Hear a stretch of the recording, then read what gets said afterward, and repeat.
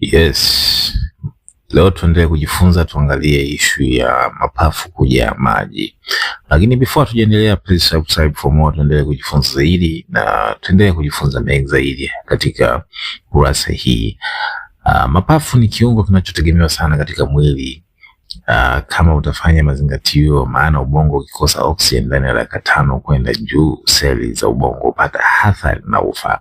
Mapafu yanahusika katika uchukuaji wa oxygen inayotoka puani au mdomoni na kuipeleka katika sehemu husika.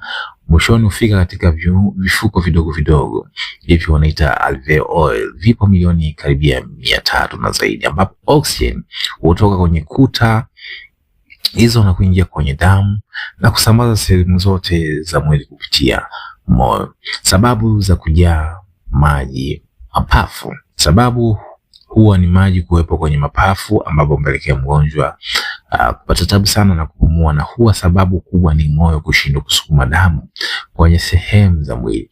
Moyo kushindwa kufanya kazi kama inavyotakiwa kutokana na mishipa kuathirika na kupitisha maji. Hii wanaita congestive cardiac failure, kufeli kwa kutofanya kazi vyema kwa ini, kuathirika kwa mapafu kutokana na magonjwa ya kuumizwa, kufeli kwa kutofanya kazi vyema kwa figo. Sasa leo nitakupa tiba ya asilia. Hii ni option tu, lakini endapo kama haitofanya kazi, ni vyema uende hospitalini kupata tiba. Chukua mbegu za papai, uzikaushe kwenye moto kama unakaanga vile karanga. Baada ya kuzikausha vizuri,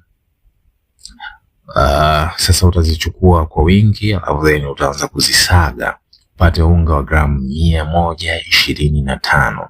Changanya na asali nusu lita. Asali iwe original, usije kukutanizi ambazo zimechanganywa na molasses ukawa unatumia. Sasa hii iwe original, uweza ni ya nyuki wakubwa au ya wadogo. Sasa matumizi ya dawa: chukua kijiko kikubwa cha chakula, kisha kunywa vijiko viwili asubuhi na jioni. Yani kijiko utafanya kimoja asubuhi, utatumia kijiko kimoja kwa kulamba pamoja na ule unga wa hizo mbegu za papai.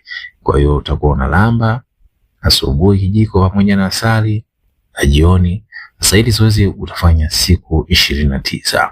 Mbegu zikiisha, utaandaa tena unga mwingine upate gramu 125. Follow for more, tuendelee kujifunza zaidi, na topic zipo nyingi hapa, tutajifunza mengi zaidi.